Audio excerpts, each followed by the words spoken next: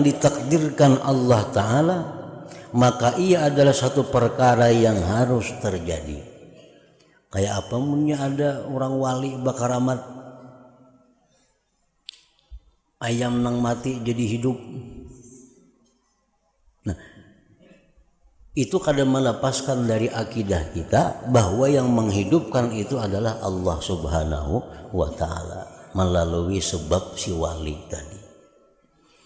Jadi jangan sampai ada i'tikad kita menyatakan bahwa si wali itu yang bisa menghidupkan. Nah, itu kita jadi menyekutukan Allah, jadi mensyarikatkan Allah.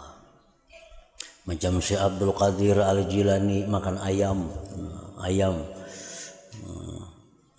dimakan, habis kumpulkan sidin tulangnya, terkumpul tulang ayam hidup ya, sidin babulik ayamnya hidup. Nah, itu ngarannya karamat para wali, bukan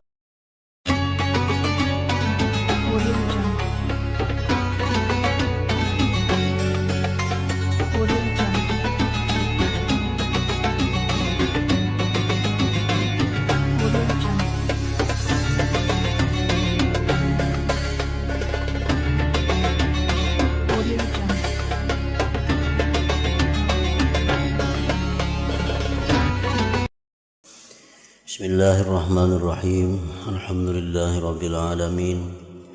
Wa bihi nasta'in ala umurid dunya waddin. Wassalatu wassalamu ala asyrafil anbiya wal mursalin sayyidina Muhammadin wa ala alihi wa sahbihi ajma'in. Berkata Ali bin Nasrin rahimahullahu ta'ala,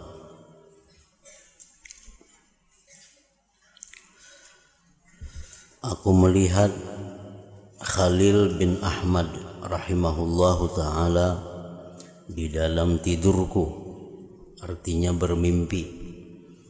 Ali bin Nasr ini bermimpi bertemu dengan Imam Khalil bin Ahmad. Lalu aku berkata di dalam hatiku, aku tidak melihat seseorang yang lebih bijak daripadanya Imam Khalil. Maka aku pun terus bertanya kepadanya, bagaimana Allah telah membalas segala amalanmu? Khalil sudah wafat. Ada orang yang bermimpi, dalam mimpi itu bertanya kepada Khalil, bagaimana Allah membalas segala amalanmu? Lalu Khalil menjawab, bukankah engkau telah melihat keadaanku sekarang ini? Maka sebenarnya tidak ada sesuatu yang lebih berharga daripada perkataan subhanallah walhamdulillah wa la ilaha illallah wallahu akbar.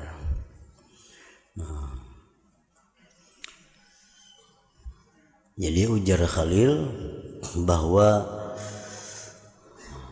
ucapan yang pernah diucapkan di dalam dunia berupa kalimat thayyibah ini, subhanallah walhamdulillah wa la ilaha illallah wallahu akbar, itu pahalanya sangat besar di sisi Allah Subhanahu wa ta'ala.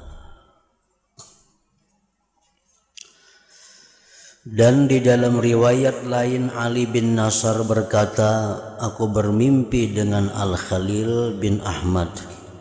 Lalu aku bertanya kepadanya, apa yang dibalas oleh Allah dengan amalan engkau? Khalil menjawab, Allah Ta'ala telah mengampuni aku. Terus aku bertanya lagi, dengan sebab apa engkau mendapat pengampunan Allah Ta'ala itu? Khalil menjawab, ialah dengan sebab perkataan la haula wa la quwata illa billahil aliyyil azim.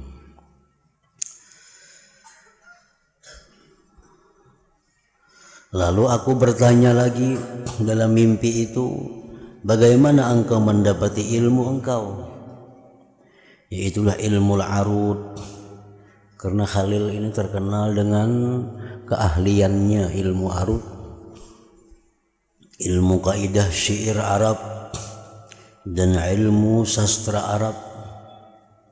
Khalil menjawab, aku dapati semuanya itu laksana habu yang berterbangan.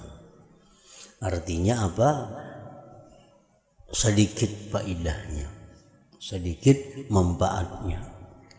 Ilmu-ilmu seperti ilmu arud, ilmu timbang menimbang syair, ilmu tentang sastra Arab, nah itu di akhirat kelak laksana debu yang berterbangan.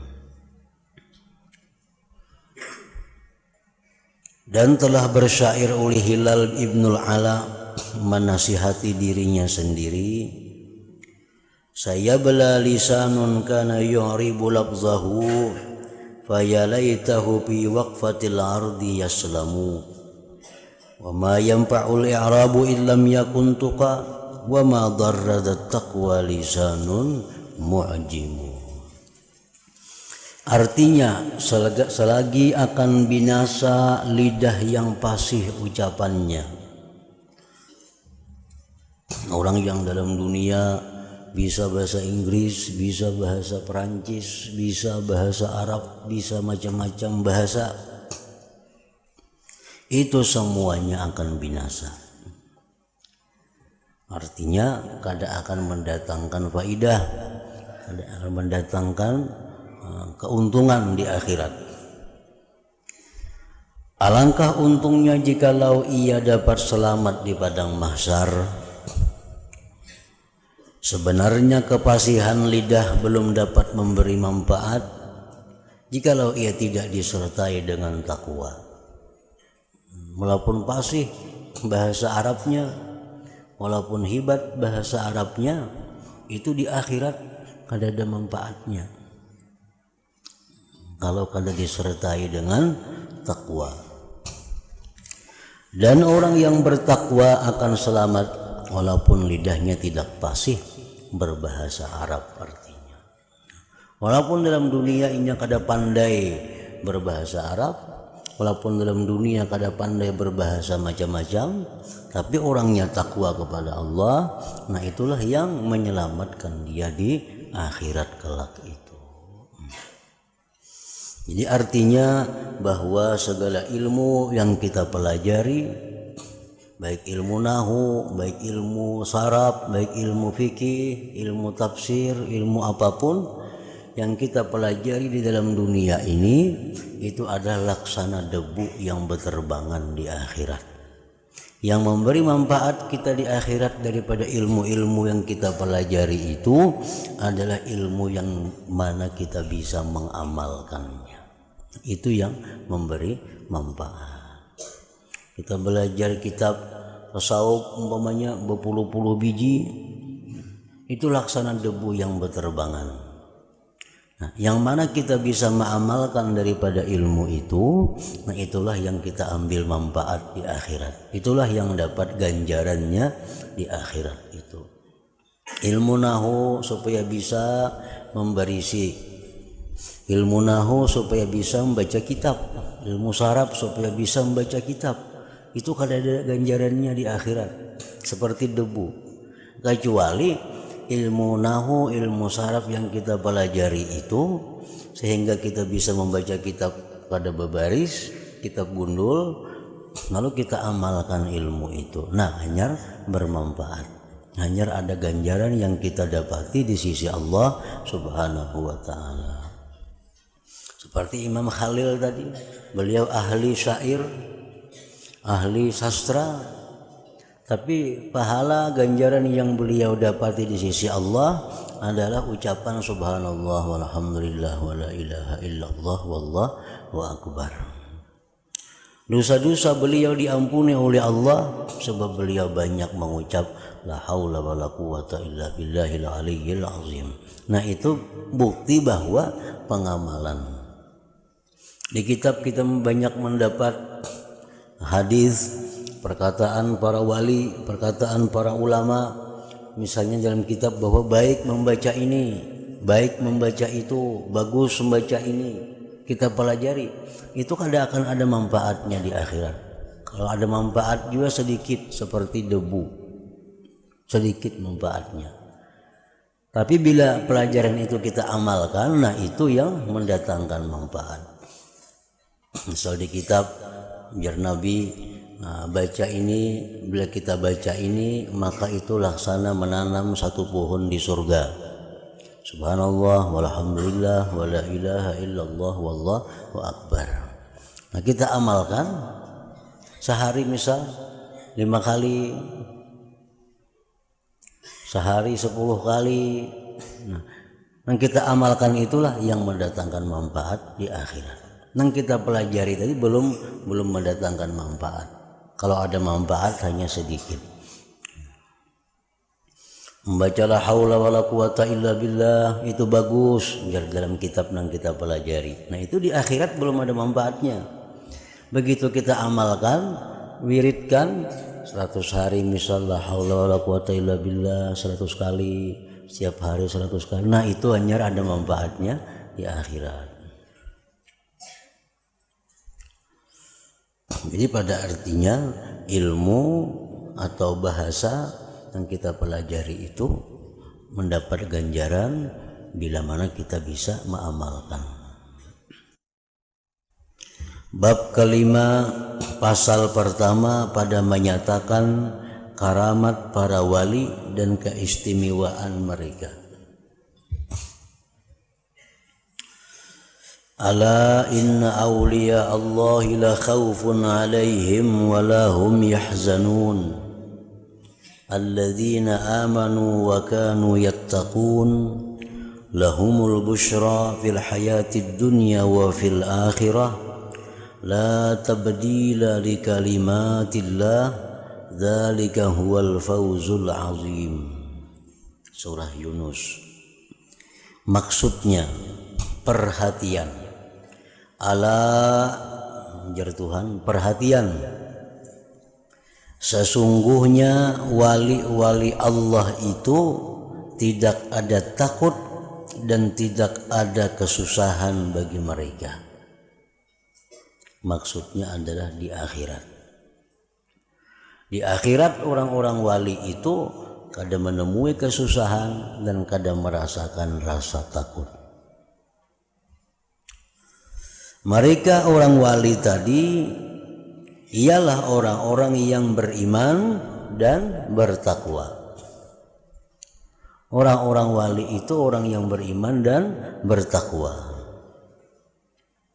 Bagi mereka berita gembira dalam hidup di dunia ini dan di negeri akhirat. Jadi orang-orang wali itu mereka sudah dapat kabar gembira dari Allah begitu hendak wafat. Begitu hendak wafat, mereka sudah diberi kabar gembira oleh Allah. Tidak ada gantian bagi kalimat Allah, artinya keputusan Allah itu kada bisa dirubah diganti. Dan yang demikian itu sebenarnya keberuntungan yang besar bagi orang-orang yang menjadi waliullah itu. Orang yang wali, orang yang jadi kekasih Allah itu bisa diberi Allah karamat. Nah, bisa diberi Allah karamat, namun kada pasti. Kada pasti. Artinya kada selalu setiap orang wali itu ada karamat, kada mesti. Nah, orang-orang wali itu biasanya ada diberi Allah karamat. Karamat apa yang bisa diberi Allah itu karamat hal-hal yang menyalahi adat. Hal-hal yang menyalahi adat itu apabila terjadi pada diri orang yang takwa kepada Allah, maka itu disebut ngarannya adalah karamat.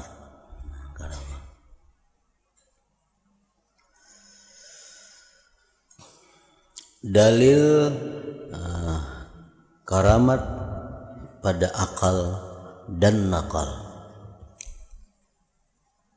Nakal artinya Quran dan hadis. Ketahuilah olehmu bahwasanya mazhab ahlu sunnah wal jamaah ialah mengisbatkan, menetapkan artinya karamat bagi wali-wali, dan bahwasanya karamat itu wujud yang berterusan dari masa ke masa, dan telah datang pada menyatakan yang demikian itu dalil akal dan dalil nakal. Pokoknya siapa jua pun yang menjadi waliullah itu biasanya diberi Allah karamat sejak zaman dahulu kala sampai hari kiamat, terus menerus. Adapun dalil akal, maka karamat itu adalah sesuatu yang mungkin adanya, dan berlakunya karamat itu pula tidak membawa kepada menolak salah satu daripada asas-asas akidah. Kan akidah kita apa? Bahwa yang memberi bekas itu hanya Allah semata. Yang lain dari Allah itu kada berdaya upaya untuk menciptakan sesuatu, untuk meniadakan sesuatu. Selain Allah itu kada ada. Itu i'tikad, itu akidah dalam hati kita. Nang kada boleh tergisir sedikit pun dari itu. Jadi wajib dalam hati kita meyakini bahwa tidak ada seorang pun yang bisa menciptakan sesuatu yang tidak ada menjadi ada, dan meniadakan yang ada menjadi tiada. Itu tidak ada yang bisa selain daripada Allah Subhanahu wa ta'ala. Titik, hingga situ, kada bisa ditambah lagi.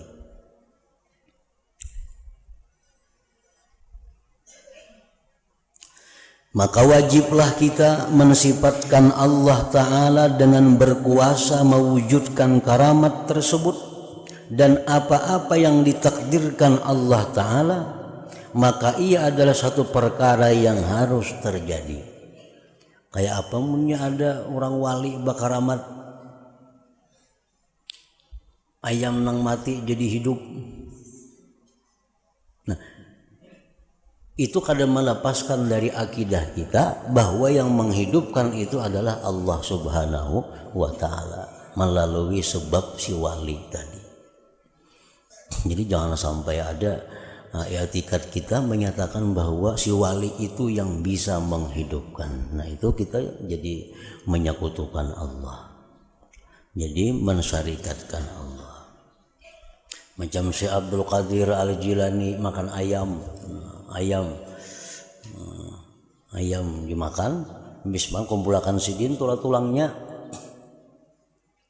terkumpul tulang ayam hidup, ya sidin babulik ayamnya hidup. Nah, itu ngarannya karamat para wali. Bukan Abdul Qadir Al-Jilani yang menghidupkan itu. Yang menghidupkan ayam itu tetap adalah Allah Subhanahu wa ta'ala. Itu kada boleh bergisir daripada akidah. Adapun perkara Syekh Abdul Qadir Jilani itu hanyalah sebab Allah menghidupkan tadi melalui Abdul Qadir Al-Jilani. Adapun dalil nakal, maka banyak ayat-ayat Al-Quran dan hadis-hadis Nabi Sallallahu Alaihi Wasallam yang menyebutkannya karamat itu.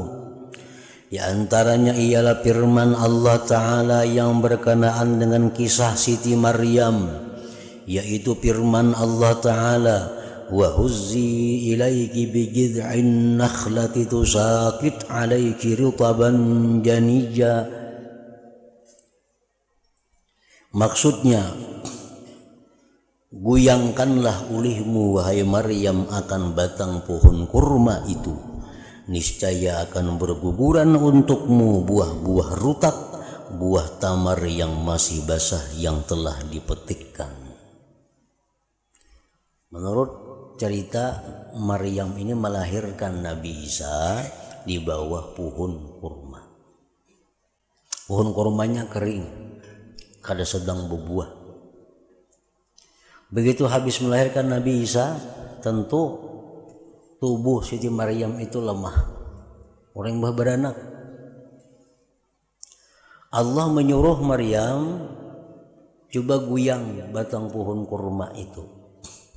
Guyang kisahnya mengguyang aja. Kalau kau mengguyang batang kurma itu kayak apa kuatnya tenaga mengguyang batang kurma itu kada kau diguyang. Cuma kisahnya guyanglah batang pohon kurma itu niscaya guguran. Nah, di situ buah rutab, buah kurma nang separuh masak separuh mentah. Dipegang oleh Maryam pohon kurma tadi, maka guguranlah pohon kurma tadi buahnya rutab. Nah ini karamat yang diberikan Allah kepada Siti Maryam. Pohon kurma nang kada berbuah, nang sedang karing, begitu dipegang oleh Maryam guguran di situ rutab. Rutab tadi kurma nang separuh masak, separuh mentah itu. Kenapa guguran rutab? Kada kurma nang bujur, kada kurma nang masak sebagian. Nah, karena ujar para ulama tafsir mengatakan bahwa orang yang imbah melahirkan itu, orang nang imbah beranak itu paling bagus makan rutab itu. Makanya Siti Maryam begitu melahirkan Allah suruh mengguyang pohon kurma tadi guguran rutab itu. Nah ini kisah satu yang kita ambil faidah bahwa itu adalah karamat. Pohon kurma nang kada ada buahnya, begitu Maryam pegang guguran. Yang kedua yang dapat diambil dalam kisah ini bahwa di situ Allah menyuruh Maryam berusaha, menyuruh Maryam berusaha. Usahanya apa? Suruh mengguyang pohon kurma. Padahal Allah tuh bisa aja mendatangkan kurma blak langsung satalam di higa Siti Maryam. Bisa aja Tuhan. Mampu Tuhan mendatangkan kurma tanpa mengguyang pohon kurma itu. Tapi dalam ayat ini Allah menjelaskan bahwa ada rezeki itu yang kadang-kadang diusahai. Ada kadang-kadang rezeki itu yang datangnya melalui usaha, seperti Siti Maryam ini. Nah, Siti Maryam sedang mengguyang pohon kurma dulu hanya guguran rutabnya tadi. Nah, kayak itu juga Allah Ta'ala memberikan ilmu kepada manusia. Ada ilmu itu yang diberikan Allah manusia melalui usaha, melalui belajar, melalui mendabit, melalui mutalaah, melalui muzakarah dapat ilmu. Padahal Allah bisa mendatangkan kita ilmu tanpa belajar. Allah bisa mendatangkan ilmu kepada kita tanpa mesti mutalaah, tanpa muzakarah, tanpa mendabit. Tapi nyatanya banyak ilmu-ilmu yang didapat melalui usaha belajar tadi. Nah, sama kisah Siti Maryam ini.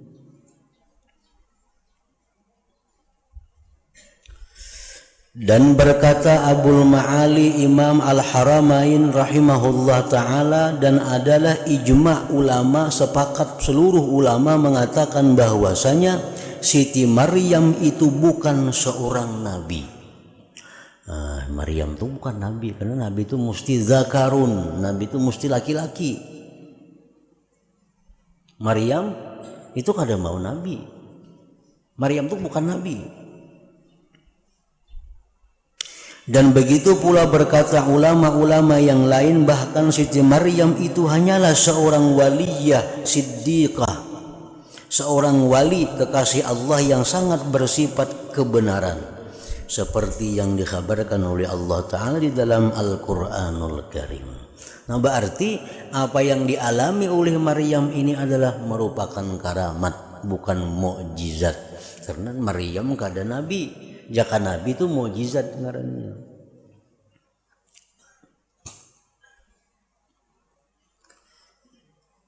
Dalil Quran. Ini menyalahi adat bahwa pohon kurma nang kering, pohon kurma nang kada berbuah, begitu dipegang sambil diguyang-guyang oleh Maryam, tiba-tiba guguran buah kurma. Padahal dulunya kada ada buahnya, kering. Nah, ini kan karamat yang menyalahi adat. Padahal Maryam bukan nabi, berarti itu adalah karamat ngarannya. Jadi karamat itu jelas itu ada diberikan Allah kepada orang-orang tertentu daripada hamba-hambanya. Orang yang mengingkari karamat berarti mengingkari Al-Quran. Dan lagi firman Allah Ta'ala, kullama dakhala 'alaiha Zakaria al-mihrab wajada 'indaha rizqa qala ya Maryam anna laki hadha qalat huwa min 'indillah inna Allah yarzuqu man yasha bighairi hisab. Maksudnya apabila masuk Nabi Zakaria alaihi salam ke dalam mihrab tempat ibadah Siti Maryam, beliau senantiasa mendapatkan di sisi Siti Maryam itu akan bermacam-macam rezeki, bermacam-macam makanan. Lalu Nabi Zakaria bertanya, dari mana engkau mendapatkan rezeki ini? Siti Maryam menjawab, ia sebenarnya datang dari sisi Allah Ta'ala. Dan sesungguhnya Allah memberi rezeki kepada siapa yang dikehendakinya dengan tidak diperhitungkan. Nah, Maryam ini seorang perempuan dipelihara oleh Nabi Zakaria di masjid, didiamkan Maryam ini di sebuah kamar. Kamarnya dikunci mulai luar oleh Zakaria. Sehingga Maryam kada bisa keluar dari kamar itu dan orang pun kada bisa masuk. Begitu Nabi Zakaria masuk ke kamar itu, lengkap ada makanan, segala macam makanan minuman. Isuk masuk doang Nabi Zakaria, lengkap ada makanan minuman. Nah, Nabi Zakaria bingung. Ujar Nabi Zakaria, ya Maryam anna laki haza. Wahai Maryam, datang di mana makanan ini? Maka lawangnya dikunci. Kuncinya aku mengikutinya. Maryam menjawab, qalat huwa min indillah. Makanan itu datang dari Allah. Nah, makanan datang dari Allah. Ini contoh bahwa Allah Subhanahu wa Ta'ala memberikan karamat kepada Maryam ini. Satu. Yang kedua, di sini adalah contoh pelajaran bahwa Allah bisa mendatangkan rezeki kepada Maryam tanpa ada sebab dari Maryam. Kalau ada sebab, yang tadi kan Nabi Maryam disuruh mengguyang pohon kurma, hanya guguran kurmanya. Nah, tadi kisah Nabi Maryam disuruh Tuhan mengguyang pohon kurma, hanya guguran kurmanya. Itu menunjukkan bahwa Allah menjelaskan bahwa rezeki itu ada yang datang kepada kita melalui sebab. Tapi Allah bisa, sangat bisa mendatangkan rezeki kepada kita tanpa sebab. Tanpa sebab yang kita ketahui, tanpa sebab yang kita kerjakan. Contohnya Maryam di dalam mihrab. Setiap hari ada makanan, setiap hari siapa nama matahari kada kelihatan orangnya, kada tahu. Pokoknya ada makanan sudah siap untuk dimakan. Nah, jadi di sini Allah membuktikan kepada kita bahwa Allah itu bisa mendatangkan rezeki kepada kita tanpa sebab yang kita usahai. Supaya kita jangan berpegang kepada sebab. Jangan berpikir bahwa mau kada bersebab di mana datang makanan. Jangan berpikir itu. Allah tuh bisa. Walaupun kita guring, bangun ada nasi dihiga, bisa. Siapa nang masaki kada tahu, siapa nang maantar kada tahu. Begitu bangun guring ada minuman, ada makanan seperti Siti Maryam. Tapi Allah bisa juga mendatangkan rezeki kepada kita melalui sebab gerakan kita, macam mengguyang pohon kurma tadi. Maksudnya apabila masuk Nabi Zakaria alaihi salam ke dalam mihrab tempat ibadah Siti Maryam, beliau senantiasa mendapatkan di sisi Siti Maryam itu akan bermacam-macam rezeki. Lalu Nabi Zakaria bertanya, dari mana engkau mendapatkan rezeki ini? Siti Maryam menjawab, ia sebenarnya datang dari sisi Allah Ta'ala, dan sesungguhnya Allah memberi rezeki kepada siapa yang dikehendakinya dengan tidak diperhitungkan. Kan tadi kira-kira ada rezeki yang datang kepada kita melalui amalia, ada rezeki yang datang kepada kita melalui ilmu, ada rezeki yang datang kepada kita melalui kerja. Orang mengamalkan misalnya 1000 kali sehari, la haula wala quwata illa billah. Ini orang datang mengantuk lawang, mencari duit, mencari makanan. Ada orang menang dengan ilmu, begitu mengajar ke situ kamari dapat duit, dapat rezeki. Ada orang yang mengikuti cangkul, 10 meter segi 4 mencangkul hanyar dapat 50.000. Ada orang yang bersubuhan turun ke hutan menuri hanyar dapat rezeki. Nah, macam-macam Allah menurunkan rezeki itu dengan sebab-sebab yang dikehendaki oleh Allah Subhanahu wa Ta'ala.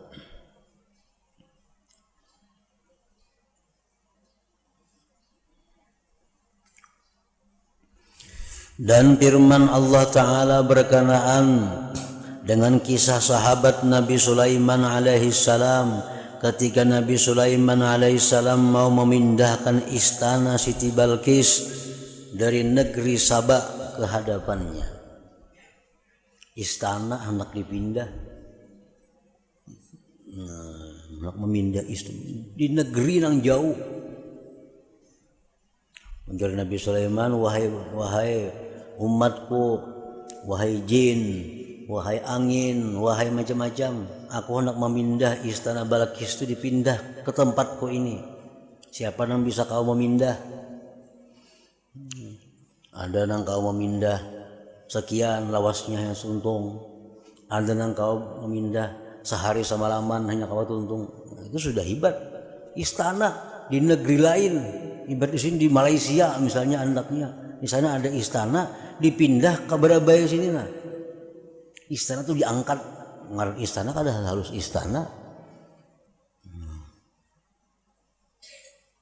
Siapa yang kau wajar Nabi Sulaiman memindahkan istana Balqis itu ke tempatku ini?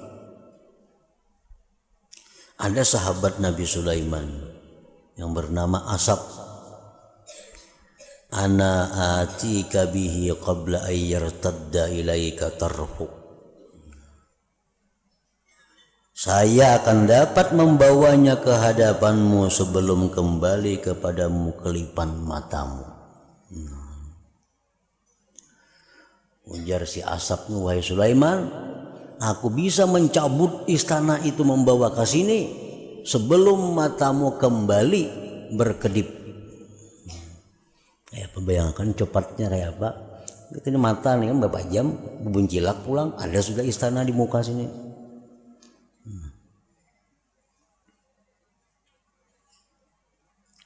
Ternyata si Asap ini yang paling cepat. Yang lain-lain gak ditahan kayak itu. Si Asap ini kawa mengangkat istana dari negeri Sabah ke tempatnya Sulaiman sekejap mata.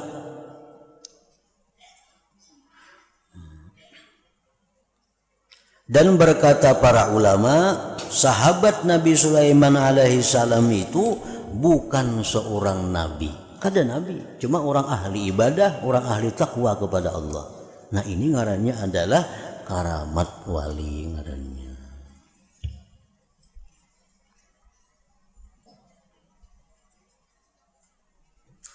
Dan di antara dalil sabitnya karamat wali-wali seperti apa yang dikemukakan oleh Imamul Haramain ialah kisah ibu Nabi Musa alaihi salam. Manakala Imam Abul Qasim Al-Qushairi pula menyebutkan kisah Zulkarnain sebagai contoh karamat wali, dan juga kisah Sayyidina Khidir alaihi salam bersama dengan Nabi Musa alaihi salam. Dan Sayyidina Khidir itu bukan nabi, beliau hanyalah seorang wali saja, ujar Imam Qushairi. Namun mama Nabi Musa bujur itu kada nabi. Zulkarnain itu kada nabi juga, tapi punya karamat. Nah kalau Nabi Khidir ini khilaf ulama. Qushairi mengatakan bukan nabi, wali aja Nabi Khidir itu. Tetapi pendapat Imam Qushairi ini menyalahi pendapat yang dipilih oleh kebanyakan ulama. Mereka mengatakan bahwasanya Sayyidina Khidir itu adalah nabi. Bahkan ada yang mengatakan bahwasanya beliau juga seorang rasul. Dan ada pula yang berkata bahwasanya beliau hanya seorang wali saja. Dan ada pula yang berpendapat bahwasanya beliau adalah seorang malaikat. Dan sebenarnya telah saya sebutkan khilaf ulama itu dengan panjang lebar dalam kitab Tahzibul Asma wal Lughat dan dalam kitab Syarah Muhazzab. Nabi Khidir melihat ada sebuah gedung miring, hendak rubuh. Miring rubuh. Lalu Nabi Khidir hanya mengisyarat dengan tangan, tangan mengisyarat. Oh, gedung tadi mengiringi tangan sampai tangan sidin ini cagat, gedung tadi cagat juga. Nah itu kan karamat ngarannya. Adalah orang kaya itu kawa, maulah adat nang kaya itu, kada kawa, nah itu karamat. Dan di antara dalil yang menunjukkan sabitnya karamat wali-wali itu ialah apa yang disebutkan di dalam Quran Al-Karim yang menceritakan kisah Ashabul Kahfi. Ashabul Kahfi dalam Quran itu ada kisahnya, berapa ratus tahun guring di guha. Bangun guring masih utuh. Kada ada nang kurang. Bang awaknya rusak kada. Kita orang garing ini misalnya berabah, kada kebaba apalagi bertahun-tahun berabah, belakang ini bisa hancur, bisa lawan daun dipasangi karena belakangnya buruk. Kita nih berabah kada ba angkatan ditilang bertahun-tahun, belakang kita nih hancur, kulit kita rusak. Nah Ashabul Kahfi ini ratusan tahun guring dalam guha itu. Nah itu kan bangun dalam keadaan sihat walafiat. Ada kurang suatu apa itu karamat. Dan apa-apa yang terkandung di dalam cerita mereka itu daripada perkara-perkara yang ganjil. Imamul Haramain rahimahullah ta'ala dan juga para ulama yang lain ada berkata padahal mereka itu Ashabul Kahfi bukan dari golongan Nabi dengan ijma ulama.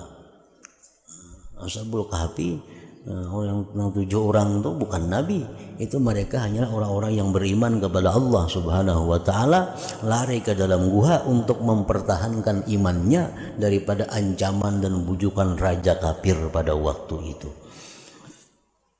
Jadi hasilnya bahwa orang-orang yang beriman, orang-orang yang takwa kepada Allah, mereka yang sudah jadi kekasih Allah itu bisa diberi Allah karamat.